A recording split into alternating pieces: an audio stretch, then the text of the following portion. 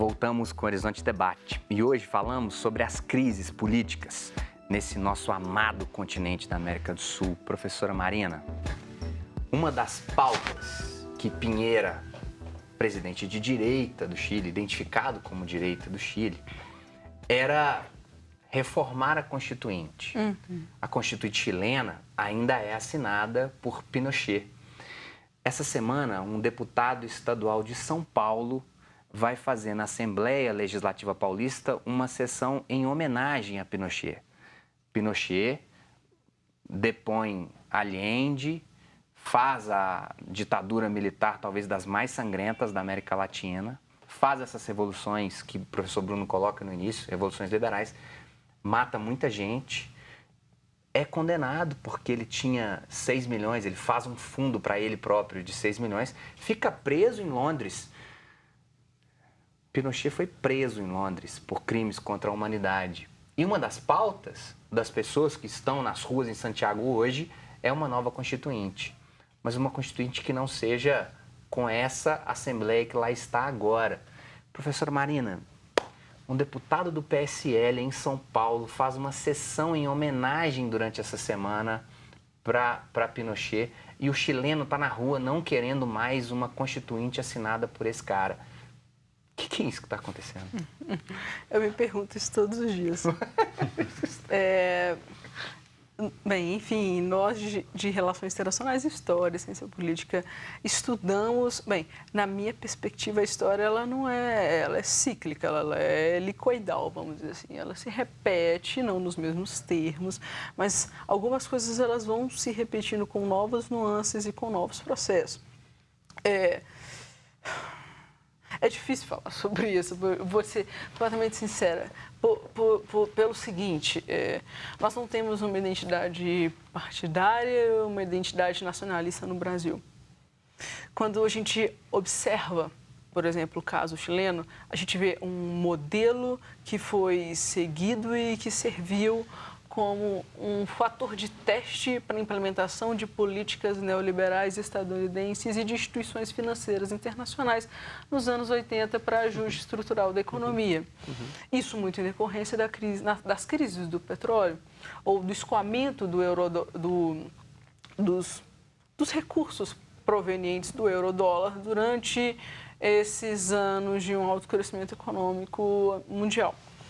Neste contexto chileno, você tem com essas reformas, ao mesmo tempo, um aumento da pobreza, uma nova inserção de uma classe média. E é isso que talvez eu situo como uma maturidade do povo chileno em ir para as ruas agora, fazer esse tipo de manifestação. Então, esperamos uns 30 anos para que essa revolução acontecesse. Coisa que no Brasil, e é por isso também que eu não acho que vai ser no curto prazo. Os processos são de longa duração e o Brasil ainda não tem maturidade suficiente para isso. Quando eu vejo as manifestações na rua, no Brasil, seja o estado que for, eu percebo várias bandeiras misturadas. Ou seja, não há uma identidade que busque algo distinto frente ao que existe.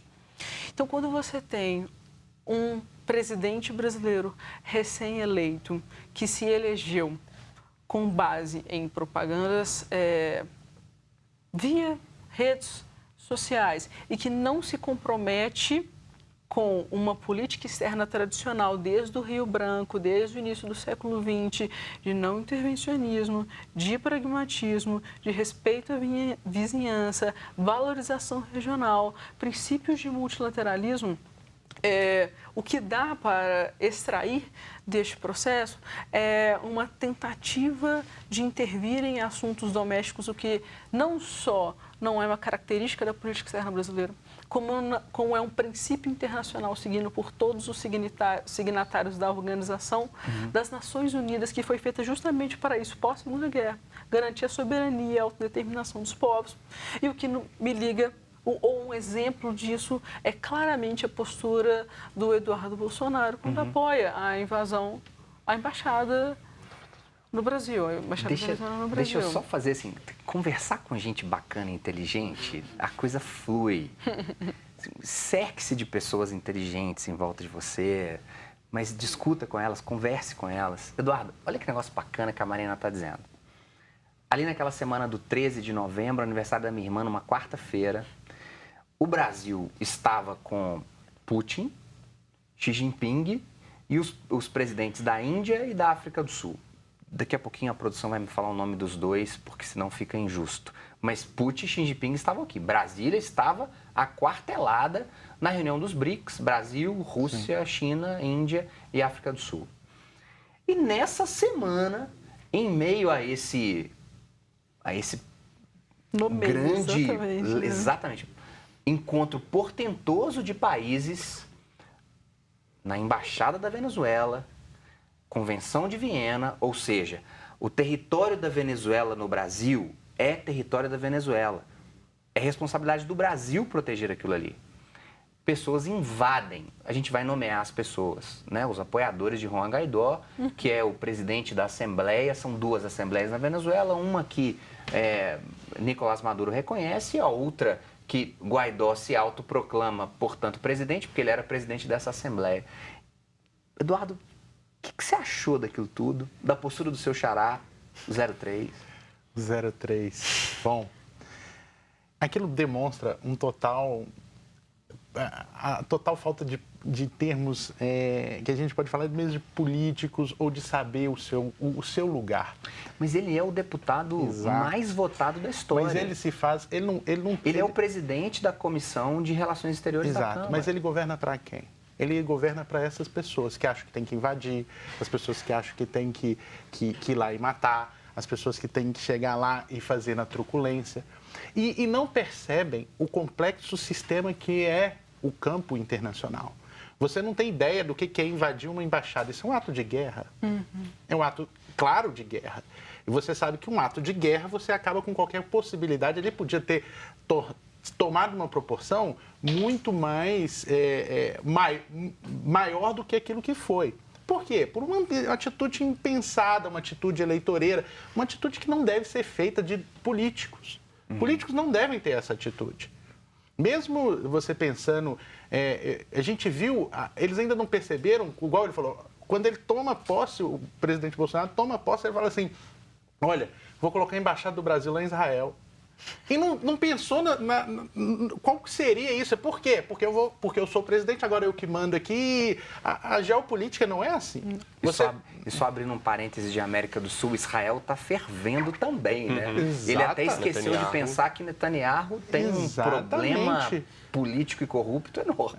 E as pessoas não percebem isso. O Trump foi brincar com isso, mas nós estamos falando de um país hegemônico que ainda tem uma capacidade maior, mas não toda. E depois ele foi brincar com Hong Kong, que falou que vamos colocar uma embaixada. A gente sabe que, em termos de política internacional, os Estados Unidos nunca deu a independência de Hong Kong. Nunca falou abertamente. E é importante a gente pontuar também que, dentre esses dois líderes, Putin e Xi Jinping, todos dois são favoráveis a Nicolás Maduro. Porque eles sabem o que vem por trás. Eles sabem que tem a mão dos Estados Unidos ali. Eles sabem que existe ali uma guerra de cachorro grande, onde o Brasil está fazendo papel de, desculpa, palhaço. Nós somos um palhaço nessa jogada. A gente está jogando para que lado? Eu acho que o nosso governo está jogando para o eleitor dele. Sim. Mas isso traz consequências para o Brasil inteiro. Sim. Realmente o Brasil tem condições de entrar numa guerra comercial igual os Estados Unidos entram com a China? Os Estados Unidos não têm capacidade. Os Estados Unidos já viu que ali a briga é grande. Foi o caso do navio do Irã que portou no sul do Brasil? Pois é. E a gente vai parar as exportações de frango? Nós vamos parar as exportações de peixe? Essas exportações a gente só tem... Vamos só negociar com os Estados Unidos? Vamos abrir mercado com os Estados Unidos? Então, o que vai acontecer com a indústria? O que vai acontecer? Ainda mais a nossa indústria, que é uma indústria básica, muito básica, perto de qualquer outra. Esse alinhamento automático que o Brasil tem assumido com os Estados Unidos de uma maneira bem bilateral, a gente só viu isso no governo Dutra no Brasil, mais recentemente. Só por um período curto, de 2 anos e pouco. E é uma coisa eleitoreira, que não existe... Se você pensar estrategicamente, politicamente, é uma coisa boba, é um panfletário muito baixo, muito raso. Você não tem vantagem nenhuma. Nós vamos... Que vantagem que a gente teve até agora? Lógico que aqui eu não estou falando para a gente não... Os Estados Unidos é um parceiro importantíssimo. Pô, eles estão aqui perto da gente, é uma superpotência. A gente não tem que... Olha, como superpotência, a gente não tem que investir tanto no nosso exército em termos de fronteira. Por quê? Porque tem os Estados Unidos ali que, afinal de contas, está vigiando tudo isso. Ninguém vai entrar... Quando eles vêm fazer aqui, dar aquela... que eu falo, aquela mijadinha, a Marinha Americana vem aqui, entra nas nossas águas, a gente acompanha, como eles entram lá na Rússia, isso é questão de país hegemônico. Agora, o Brasil tem condições de gastar 200 bilhões de dólares em segurança, como os Estados Unidos têm. Agora, Bruno, deixa só para a gente poder caminhar para o quarto, não é a Argentina que compra com maior volume os nossos produtos industriais? Certeza. Mas o presidente falou que não vai lá para cumprimentar o novo presidente eleito. É interessante como eles conseguiram destruir esse mercado, o Mercosul, Sim. que seria a gente viu a União Europeia, que agora eles tentam também desestruturar aquilo, porque é muito melhor você competir com os Estados Unidos em bloco. Agora, Eduardo, deixa eu só caminhar para o intervalo. Eu não estou entendendo o que está acontecendo. Fica com a gente. Até daqui a pouco.